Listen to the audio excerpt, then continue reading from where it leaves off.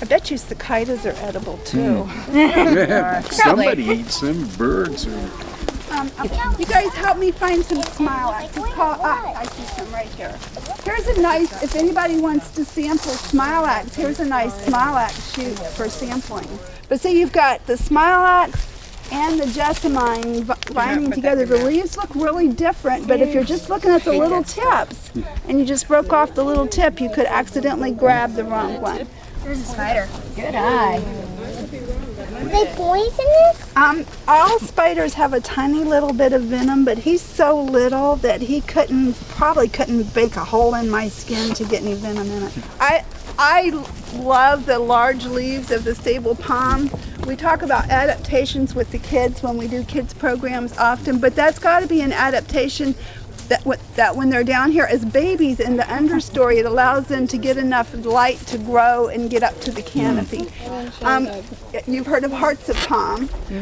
We cut a saw palmetto down here at Trout Lake one time because it was in an inconvenient place, and since I have to try everything, I took it home and I peeled it back. It is not easy to do, but I finally got to the hearts of palm and tried it. It tasted a lot like coconut meat to me. It is a very high fat meat.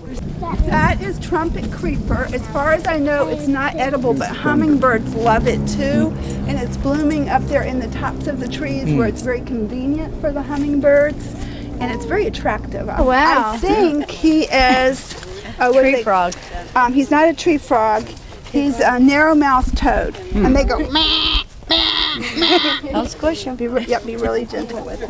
What's the name of the plant? It's a wild cucumber, and there's a man who comes to Trout Lake who is a Florida native, and he said that his mother would make little tiny pickles out of them.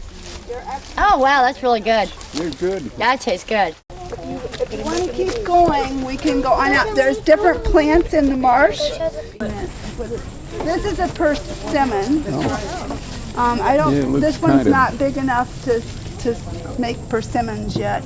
That is a red maple, and red maples, you can cut a red maple and it will bleed water. If you plant it in your yard? Well, actually, the fact that it's a buggy tree is a good thing because this, you want insects. So the fact that it looks bad at this point in the year, you have to have a different standard of beauty if you're creating habitat.